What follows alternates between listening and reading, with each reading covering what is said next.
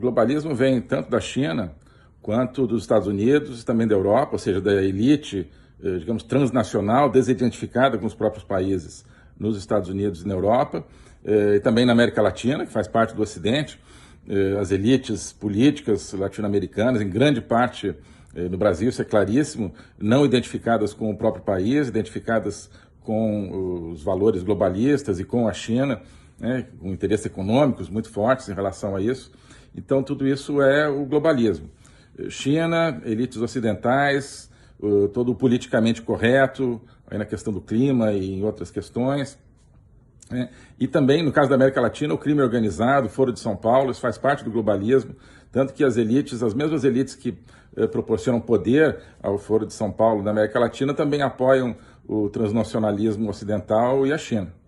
A rigor, o globalismo não tem topo, e essa é uma das vantagens do globalismo. Ele não é uma estrutura piramidal, com um comando, depois um subcomando e um sub-subcomando.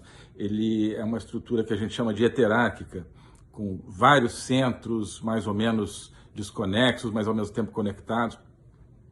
Mas é claro que a gente pode ver, digamos, uma certa elite dentro do globalismo, que são, bom, em primeiro lugar, o Partido Comunista Chinês, segundo, as elites transnacionais de países ocidentais capitalistas, que se reúnem ali em Davos, né? E também, no caso da América Latina, cada vez mais as elites políticas reunidas aí em torno do projeto do Foro de São Paulo, terrorismo, etc. Então, isso é o que está no topo de diferentes aspectos do globalismo. O globalismo é essa parceria entre metacapitalistas e comunistas. Você vê que eles têm tudo em comum, né? Tanto comunistas quanto metacapitalistas são contra as nações, são contra as identidades nacionais, são contra, no fundo, todas as identidades humanas, são contra a profundidade do ser humano, são contra a dimensão espiritual do ser humano, porque é ela que traz a liberdade. São projetos, no fundo, de criar controle sobre as pessoas de diferentes maneiras, enfim, controle da economia, controle da política, mas, sobretudo, controle da mente humana. Tanto os metacapitalistas quanto os comunistas, no fundo, eles querem controlar para acabar com a liberdade da mente, do pensamento, da essência do ser humano. É assim que a gente entende essa parceria. A inteligência artificial hoje, ela representa dois tipos de problema. Primeiro, como um instrumento de controle. A inteligência artificial, ela permite o processamento de dados com uma diversidade, uma capacidade muito maior do que a inteligência humana, né?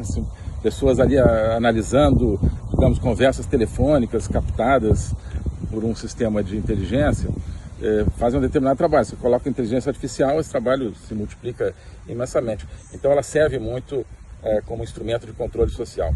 Mas acho que pior do que isso é o seguinte, a inteligência artificial começando a formatar a inteligência humana, né?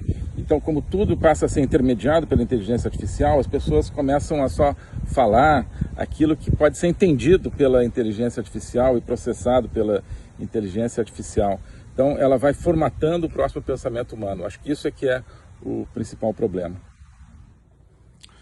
Bem, para driblar o globalismo, para enfrentar o globalismo, é preciso, e a China, né, é preciso, em primeiro lugar, perceber que a China não quer só fazer negócios, que eles têm um plano de hegemonia mundial, e que o globalismo é um suicídio para os países que o implementam, né?